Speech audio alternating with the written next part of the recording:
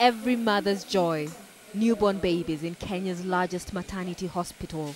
Many of the families who come here are poor.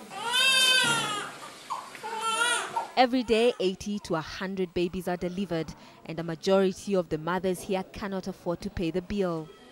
Maternity health being secondary to many needs of families, particularly in the slum and rural areas, many women are forced to deliver their babies at home instead, using what is commonly referred to as traditional birth attendants.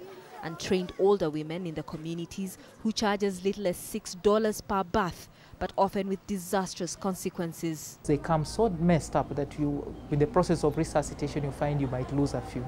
Majority sometimes will come with no babies in their wombs, Either the hand has been plucked off, the head has been plucked off, in the process of trying to be delivered from the community. Mercy Wanjiro's pregnancy is her first. She's jobless and relies on a husband who does not have a regular income.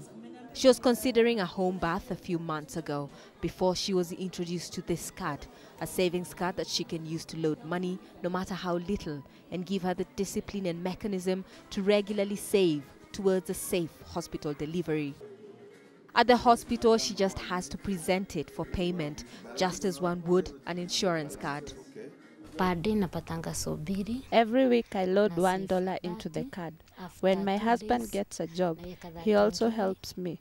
Now I don't worry much about how I will pay my hospital bill. So far, 8,000 families use the card that was introduced a year ago through a Microhealth scheme called Changamka, meaning cheer up. Since the card was introduced, hospitals like this one have seen an increase of at least 30% of women regularly attending clinics as well as delivering here. There are hopes that the percentage will go up as the card gains more popularity. Kenyans employed in the formal sector pay for mandatory health coverage, but 11 million adults who work in the informal sector and their dependents, representing the most vulnerable group in the society, have no such insurance. It is not that they are too poor to afford. It's just that they do not have a mechanism for saving. So if you give them a period of 6, 8, 10 months in which to raise the money, then they do get to have enough money for this purpose. So now Mercy and her husband have one thing less to worry about as they prepare for their baby. Catherine Soy, Al Jazeera, Nairobi.